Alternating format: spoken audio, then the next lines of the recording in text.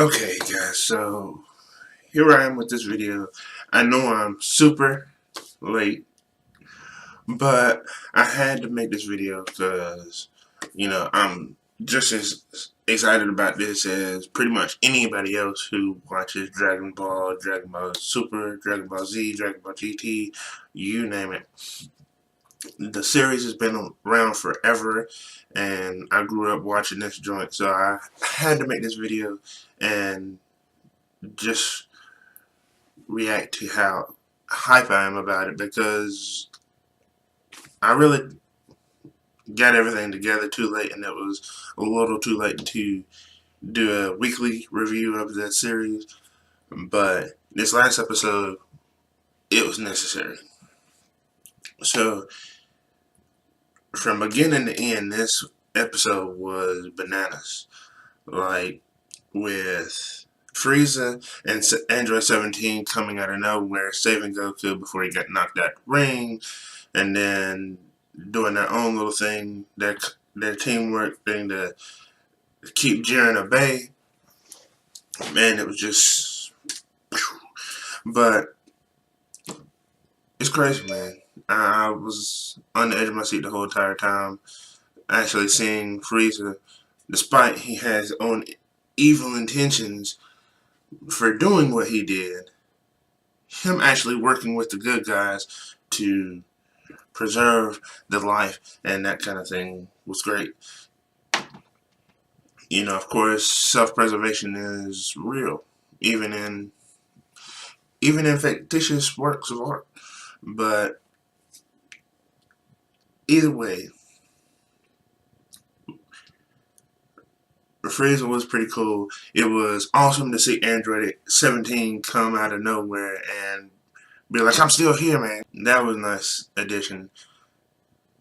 Made that last little fight just, and then on top of it, collectively, Frieza, Android 17, and Goku started pulling on Jiren's heartstrings, showing him what it means to actually trust somebody. You forgot about how this feels. You don't know what this feels like. You don't know what it feels like to trust somebody and them actually follow through on that trust. You tried to trust somebody and you had weaklings and you had people who were not worthy of your trust. But when it comes down to it, life is on the line. You have someone who's ready to die for you, ready to fight the battle to go ahead and get that squared away so you can live for the next day. That's a solid foundation for trust. It don't matter, at the end of the day, it don't matter what their intentions are for building that trust. But if you can build that bond that's going to help you get through the adversity, that's all that matters. And that's what happened in this episode. And that's why Jiren lost. Well, then it got all sad. After Goku and Frieza did their super cool tag team to finally take Jiren out, leaving Android 17 the last man standing.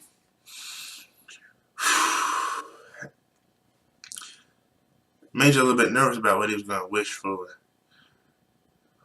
But as the series shows, Goku always helps out. Goku always puts his impact on everybody. So Android 17, before the tournament even started, said he wanted to go on a vacation with his family, and he was going to make that wish if he was the one who actually got a chance to make the wish. But he realized that this wish was bigger than him. Yeah. So, in any sense, he made the good decision to go ahead and reverse all the erasures of all the universes, which, with as vaguely as that wish was stated, makes you wonder if it was just the universes from the tournament that were erased instead of were there potentially other universes that could have been brought back? Because if we remember correctly, Whis embarrassed in the Battle of the Gods movie let us know that there were also a total of 18 universes. Zeno got a little pissed off and decided he wanted to rage and whatnot, and so he erased 6 of them. So now that's why we have the 12 that we started with in this particular tournament. But again, what if? Just what if the vagueness of this wish ends up bringing back all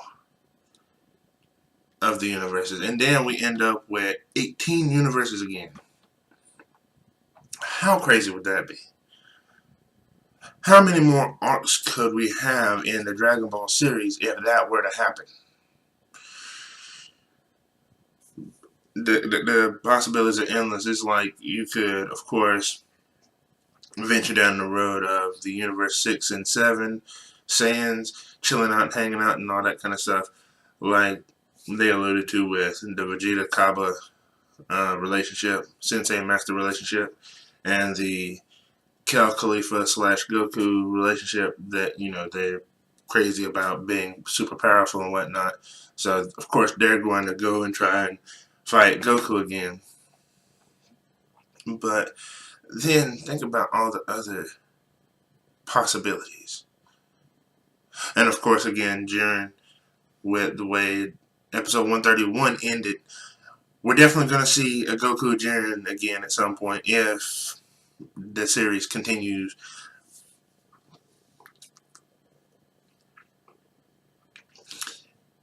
Again, the possibilities are endless because, again, we have the possibility of even, now granted, they weren't erased in the Grand Zeno method, but the Saiyans from Planet Vegeta in this Universe 7 could even be resurrected. Potentially. Again, it's open for debate. And even if they're not necessarily directly brought back because of the tournament, who knows? Beerus may actually think, hey, you know what? Due to the fact of the ratings of how all this went down and us having such a low power level for our universe, it might be a good idea to bring back some of our strong warriors, considering Saiyans have such a unlimited reservoir for their power levels. And he'd be like, I really messed up. I really messed up by telling Frieza to remove the Sand Planet.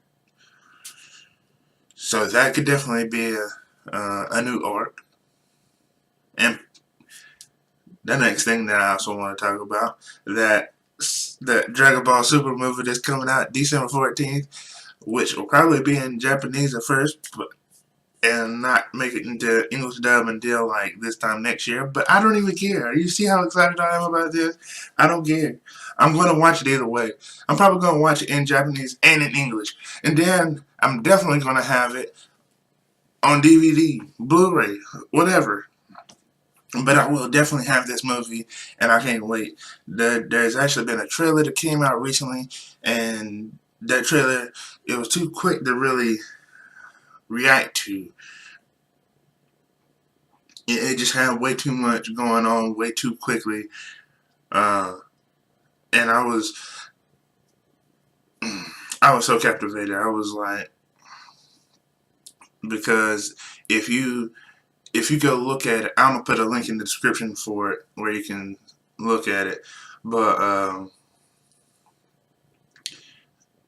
the trailer for the movie in December already shows the villain Goku is about to fight, and it looks like he's got sand armor on, and it's like, oh my goodness, this is gonna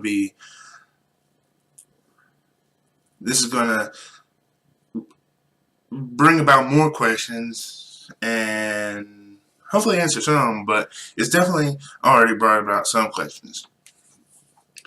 And it's already floating around the Dragon Ball Z, the Dragon Ball community, that the the opponent in the trailer is going to be the original Super Saiyan of Legend and whatnot.